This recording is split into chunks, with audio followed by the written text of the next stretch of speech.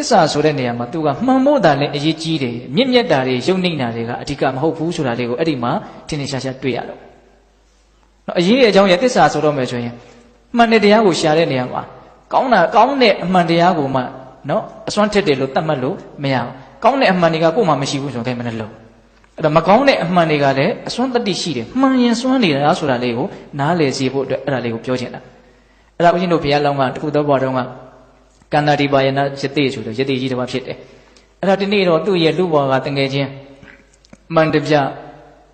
နော်ပုံနာတယောက်တတိတယောက်မန္တပြပုံနာပေါ့လေသူ့ရဲ့တငယ်ချင်းပဲအဲ့ဒါသူ့ရဲ့အမျိုးသမီးကိုခေါ်ပြီးတော့သူ့ရဲ့သားလေးနော်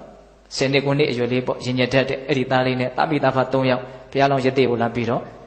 ချစ်ခိုးကြတာဥချကြတာအဲ့လိုရောက်လာတဲ့အခါကျတော့သားလေးကကျောင်းရဲ့အောင်နာလေးမှာဂျင်းပေါက်တန်းကစားတာသူတယောက်တည်း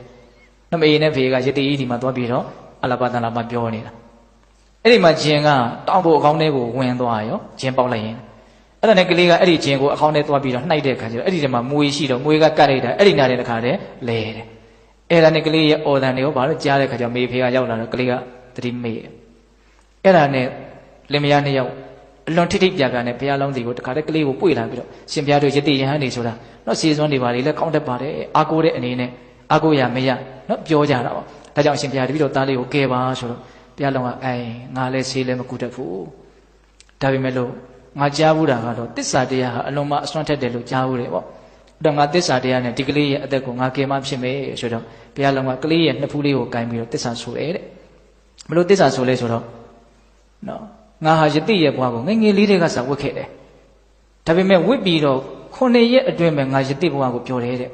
ဝတ်ပြီးတော့9 ရက်လောက်နေတဲ့ကစအခုချိန်ထိနှစ်ပေါင်း50လောက်ရှိပြီတဲ့တရက်မှပျော်တဲ့နေမရှိဘူးတဲ့ဒါပေမဲ့ယတိလူတော်ကြီးဆိုတာကိုအပြောမခံရင်တော့ကာရင်ဝတ်မိမှတော့မထူးပါဘူးငါဒီတိုင်းပဲနေတော့မယ်ဆိုပြီးတော့နေလိုက်တာပျော်လို့နေနေတာမဟုတ်ဘူးတဲ့ဒါလူရတဲ့ကိုထုတ်ပြောစရာကောင်းတဲ့အနေထားတစ်ခုမဟုတ်ဘူးနော်ဒါပေမဲ့အဲ့ဒါကဘာလို့ဆိုတော့အမှန်တရားမှန်တဲ့အတွက်ကြောင့်သူအဲ့ဒါကိုနှုတ်ကနေဆိုလိုက်တာဒီမှန်တဲ့သစ္စာတရားဒီတငယ်လေးအသက်ရှင်ပါစီအဲ့ဒါကလေးကဟိုဘက်ဆောင်းတယ်အစွမ်းပြတယ်ပေါ့ကဲငါရဲ့အစွမ်းကတော့ပြပြီမင်းတို့လည်းပဲသစ္စာဆိုမှန်ဖို့ပဲအရေးကြီးတယ်ဆိုတော့အတင်းတိုက်တွန်းတဲ့ခါကျတော့မန္တပြတဲ့ကျော်ကလည်းသစ္စာဆိုလေတဲ့အဲ့ဆိုလဲဆိုတော့သားလေးရဲ့နှစ်ဖူးကိုကင်ပြီးတော့ငါဒီအလှူဒန်းရဲ့ရောတယ်လို့အလုံးရဲ့ကြားထဲမှာသတင်းကြီးနေတဲ့လူတယောက်ပေါ့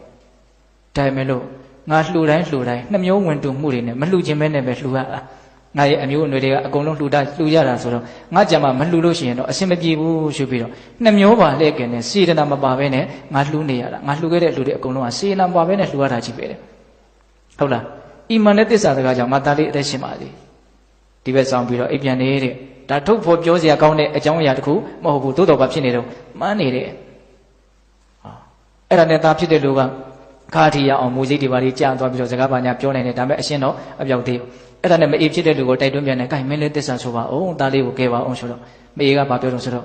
ရှစ်တီကြီးရောသူ့ယောက်ျားရောဒီနားကနေထွက်သွားပါရှင်တို့ရှေ့မှာကျမသစ္စာမဆိုရဲဘူးပေါ့ကျမဆိုမဲ့သစ္စာတကားရှင်တို့ကြားစရာမကောင်းဘူးလို့ပြောတယ်တဲ့ဟုတ်လားအဲ့ဒါကိုင်ဆိုသားဆိုပါဘာမှမဖြစ်ပါဘူးကိုင်ဆိုပါအရေးကြီးနေတဲ့အချိန်ဆိုပါဆိုတော့မြို့သမီးကဘာဆိုတော့ကျမတဲ့ကျမယောက်ျားကိုချစ်ခင်နှစ်သက်တဲ့ပုံစံမျိုးနဲ့ပေါင်းတင်ဆက်ဆံလာခဲ့တာကြာပြီပေါ့ဒါမဲ့တကယ်တည်းကတော့ကျမရဲ့ယောက်ျားကိုကျမဟာဟောဒီကျမရဲ့သားလေးကိုကြိုက်တဲ့မွေကိုမုန်းတယ်လို့ပဲမုန်းပါတယ်တဲ့ဟုတ်လားနော်အီမန်နဲ့သစ္စာကြားကြောင့်သားလေးအသက်ရှင်ပါစီ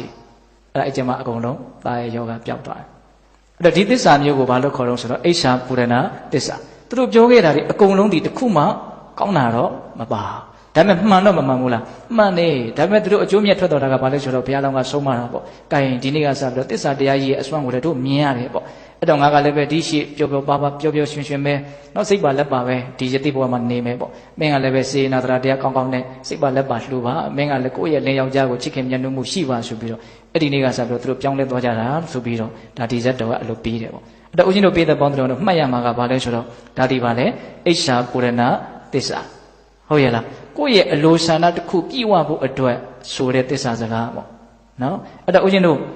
နောက်ထပ်ဘာကျမ်းနေတော့ဆိုတော့နောက်ထပ်ဘာကျမ်းနေတော့ဆိုတော့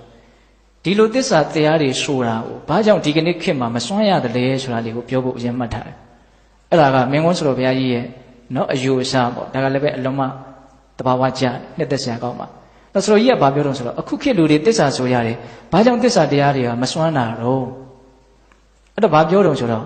သစ္စာတရားစွမ်းတယ်ဆိုတာတဲ့အဲ့ဒီသစ္စာဆိုတဲ့ပါဇက်ကသစ္စာရှိဖို့လိုတယ်တဲ့နော်သစ္စာဆိုမဲ့နှုတ်က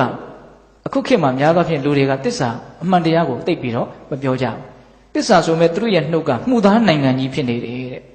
နိုင်ငံကြီးဆိုတဲ့အသုံးအနှုန်းကိုသုံးတာဗျာဟုတ်လားမှုသားနိုင်ငံကြီးဖြစ်နေတယ်အဲ့ဒီမှုသားနိုင်ငံကြီးဖြစ်နေတဲ့ပါဇက်နဲ့သစ္စာဆိုတဲ့အတွက်ကြောင့်သစ္စာကမစွမ်းတာတဲ့ရှင်းတော့ကသစ္စာတွေစွမ်းတယ်ဆိုတာကရှင်းတော့ကလူတွေကသစ္စာအလွန်တည်တယ်ပေါ့သူတို့ရဲ့နှုတ်တွေကသစ္စာနိုင်ငံကြီးဖြစ်နေတယ်တဲ့ဒါကြောင့်အရေးကြုံလို့သူတို့သစ္စာဆိုလို့ရှိရင်သူတို့ရဲ့သစ္စာတွေဟာအစွမ်းတတိကိုပြကြတယ်ပေါ့လို့ရှင်းတော့ကတော့သစ္စာရဲ့အစွမ်းကိုလည်းပြတယ်နော်တင်ရှားတွေ့ရတယ်အဲ့ဒါလိုပဲလိန်ညာတဲ့မှုသာဝါဒရဲ့အစွမ်းကိုလည်းတွေ့ရတာပဲဒါကြောင့်ဦးဇင်းတို့ဇတ်တော်တွေထဲမှာပေတရုကြားဖို့မှာပါနော်စီတိယဇတ်ဆိုတာရှိတယ်မှုသားပြောလို့မြေမျိုးတဲ့ဇတ်နော်အဲ့ဒါကိုဦးဇင်းတို့ပြောနေလို့ရှိရင်နောက်ထပ်ပြောခြင်းတဲ့အကြောင်းအရာလေးတွေကိုပြောရတော့မှမဟုတ်တော့အဲ့ဒီစီတိယဇတ်ကလည်းပြောကြအလွန်ကောင်းတာပါပဲနော်မှုသားပြောလို့မြေမျိုးတယ်ဆိုတာအံ့ဩစရာအလွန်ကောင်းပါတယ်ဟုတ်လားအဲ့တော့ပြောချင်တာကဘာလို့ဆိုတော့သစ္စာတရားဘာကြောင့်အစွမ်းတတ္တိမထက်တာလို့မေးရင်သစ္စာဆိုသောနှုတ်သည်